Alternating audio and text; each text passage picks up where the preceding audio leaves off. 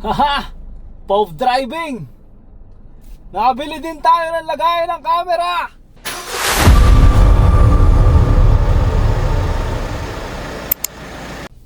Samahan niyo akong magsayang ng diesel! Let's go!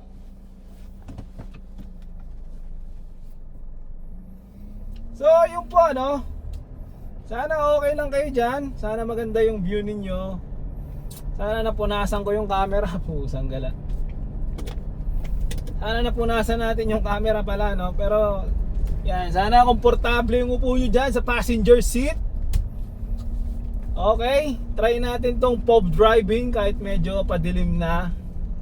Bukas tayo ng... Okay.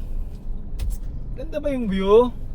Hindi ko pa kasi na-experience tong ganito eh. Hindi ko alam kung maalog. Hindi ko alam kung matagtag ba yung pakiramdam ninyo dyan. First time natin to, no, nagagawa ng ganitong video. Yung nakikita ninyo yung kalsada kasi lagi na lang tayong nandito sa may salamin na to, no. Kasi yun lang naman yung cellphone holder ko eh. Bukod sa nandito, alangan namang yung mukha ko paangat dito, di ba? Ay, kita nyo ba yung araw? Napakaganda! Grabe! Woo! Anyway, ayun, ikot-ikot lang tayo. Pauwi na kasi ako. At gusto kong mag-vlog saglit, makapag-shoot man lang kahit ilang minuto. At bago ako umuwi, itutour ko muna kayo dito sa kung nasaan man ako. Wala namang ka-tour-tour dito. Diba? Araw masyado, di ko makita yung ganda ng kalsada! Power! Yeah, let's go! So ayun, drive lang tayo, no? Kasi alam naman na siguro ng ibang followers ko, ilan lang naman kayo, na naka-automatic transmission tayo, no? So yun, napakaganda ng ating transmission. Basic na basic mag-drive, ha? Kaya kayo dyan, kung may plano kayong matutong mag-drive, mag-umpisang mag-drive, masasuggest ko sa inyo, mag-manual kayo para alam nyo kahit alin, di ba? Para alam nyo kahit alin.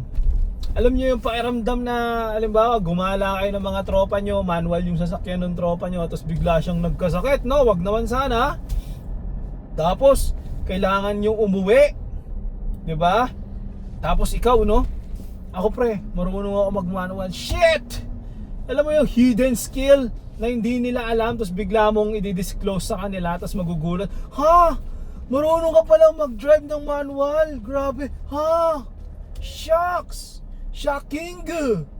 Diba? Ang sarap nung gano'n eh, no? Sarap nung gano'n ang pakiramdam eh, no? Yung gugulatin mo yung mga long-term friend mo na, yung mga 5 years mo ng kaibigan, 10 years mo ng kaibigan, wala silang kaalam-alam, no? One day, bigla mong sasabihin, ako pre, iuuwi ko kayong lahat ng ligtas. Marunong ako mag-manual. Sanggala, sarap ng gano'n, no? Ako kasi sa side ko, wala eh. Nagumpisa ako, automatic na eh. Although yung sasakyan ng biyanan ko, manual, no? Yun talaga, malupit magmaneho yun. Sobrang lupit. Ha? Sobrang lupit magmaneho nung biyanan ko. Yun ang pinakamagaling na driver na kilala ko sa buong buhay ko. At lahat naman siguro tayo merong isang driver na tinitingala, no? 'Di ba? Normal naman siguro 'yon, 'di ba? Maliban na lang kung talagang mayabang ka at ang tinitingala mo lang yung sarili mo. Hangal! So yun po. Yan, ikot-ikot lang tayo dito, somewhere here, somewhere there. Medyo malayo pa yung bahay namin, pero dito kasi maganda mag-ikot-ikot eh. Walang traffic, wala ganong sasakyan. Kaya naisip ko, dito natin i-test drive yung phone holder na yan, no? Well, di naman siya ganun ka-special. 44 pesos lang naman yan sa T-Shop, diba? Tapos ididikit mo dyan. Tapos yun na, dyan na siya forever, diba? Maliban pag nasira, medyo hindi nga maganda yung build quality.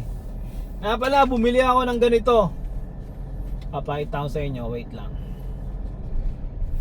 To, cup holder, no? Cup holder, yan. Sa mga di kasi nakakalam, itong Montero, walang cup holder dyan sa aircon vent nya, no? Nakikita nyo naman siguro. Kita ba dyan? Oo, kita. Walang cup holder sa aircon vent ng Montero natin. So bumili ako ng cup holder, kaso nung nilalagay ko, pakiramdam ko magagasgasan yung mga balat ng Montero natin. Napakakinis nito. Ha? Sobrang kinis, Miss Flawless. Kaya sayang naman. Kaya ang gagawin ko, ito, dalawa to.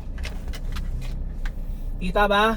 2 piraso to, cup holder nilalagay sa aircon vent. Kung wala kayong aircon vent, sa susunod na mga videos ko ipapamigay ko to, no? Papamigay ko na lang. Bahala na, Lalamove. O kaya alas na Lalamove, gusto ko pick up. Ayoko ng LBC kasi pupunta pa akong LBC, hassle. Gusto ko Lalamove. Ako magbubook, diba? Para makarating sa inyo. Well, di naman to kamahalan, diba? Pero kung bet ninyo, at least malilibre nyo na, diba? Kulay pula to kasi plano ko may mga red na ano eh. May mga touch of red dito sa loob para sporty tayo, 'di ba? Konti lang naman. Ayan, tulad nito, red 'to, 'di ba? Steering wheel natin may touch of red din 'to, stitching na red, tapos dito sa loob ng rubber part na 'to, kulay pula rin 'to, no? Tapos may mga binili pa akong ibang kulay red to na material. So, 'yun, unti-unti lang natin, wag natin bibiglain, ha? Wag natin bibiglain, ha? So, 'yun, kamusta naman diyan? Anong pakiramdam pagka nandiyan kayo sa part na yan, di ba? Habang nagdadrive ako, hindi nyo nakikita yung mukha ko, batok ko lang, buti na lang mahaba yung buko, hindi makikita yung maitim kong batok na binabalak, di ba? Biro lang, hindi maitim batok ko, pinagpaguran ko yan para hindi umitim batok ko. So yun, ikot-ikot lang tayo dito, samahan nyo ako magsayang ng diesel, ha? Medyo mayabang tayo ngayon eh, pero yun kasi mahaba pa naman tong laman ng gasolina natin, why not enjoy lang natin to kasi malapit na rin to mag 1 month. So first PMS natin yon, why not paikutin natin to ng paikutin para hindi naman matenga, hindi masayang yung first month natin. Tsaka talagang gamit na medyo gamit na gamit siya bago siya i-PMS, diba? Kasi ano yun 1 month or 1,000 kms. Ang tinakbo pa lang natin as of now 228. Walang ya, napakakonti. Dagdagan natin kahit mga 4 lang today, no? Dagdagan natin kahit 4 lang bago natin i-parking dun sa bahay. Ikot-ikot lang tayo dito hanggang sa Manawa tayo. So ayun, kamusta naman dyan? Okay naman ba? Kamusta buhay ninyo? Kayo, personally, kamusta kayo, personal? Diba? Baka may mga problema kayo dyan, lagi nyo lang isipin, matatapos din yan. Laban lang sa buhay. Laban ng laban, walang babawi! Ingay ko no? Kulit ang putik na yan.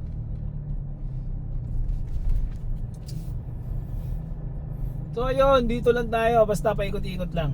Anyway, yun nga, papag-giveaways natin tong mga cup holder na to, ha. Hindi kasi bagay mga gas-gas kasi ewan ko kung okay ba na basta sa susunod na video, wag dito sa video na to. Pagkagawa ko ng video na yon, i-specify ko talaga dun sa video na ipapamigay natin tong cup holder na to. Nasa 350 lang naman to, hindi naman siguro malaking bagay sa inyo, pero di ba?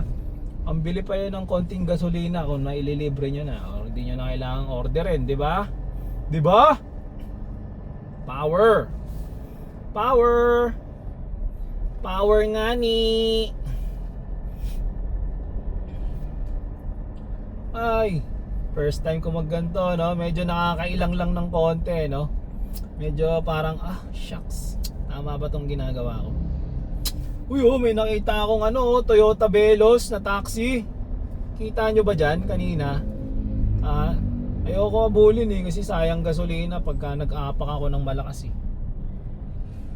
Pero meron taxi na Toyota Veloz taxi hindi naman dito pwedeng 7-seater So ibig sabihin kargahan lang yan Tipid ba sa gasolina ng Veloz kumpara sa Vios? Baka yan self-owned sila lang din may-ari. Baka gusto talaga nila ganyan, minsan gagamitin nilang pang family outing, diba? Kung ang rehistro nila pang buong Luzon, pwede yan, diba? Kuha lang naman dyan ng Not for hire for a while. O, di ba, panis? Not for hire for a while. So ayun, hanggang dito na lang muna yung video natin. Tigil na muna natin to. Testing lang naman to no. Kung masaya ba na mag POV driving, panis. Pero hindi pa ito yung literal na POV kasi yung POV dapat nandito di ba? Kita ba? Kita niyo ba ako? Ayan, kita niyo ako. Ayan, dapat dito yung POV driving no. Wala pa tayong camera para magawa yan. Alangan naman yung cellphone ko ilagay ko dito sa noo ko. Pucha, bigat. S25 Ultraman, di ba? Bigat ng S25 Ultraman. May S26 na nga So ayun, hanggang dito na lang muna yung video natin. Like, follow, subscribe, lahat-lahat. Share nyo sa mga kaibigan ninyo. Share nyo sa lahat ng barkada ninyo. At share nyo lahat sa lahat na nangangailangan ng video na to. Sa tingin ninyo, kung malungkot sila, paligayahin ninyo, gamitin nyo yung video ko. Gwapo tayong lahat ng mga nakamontero. Peace!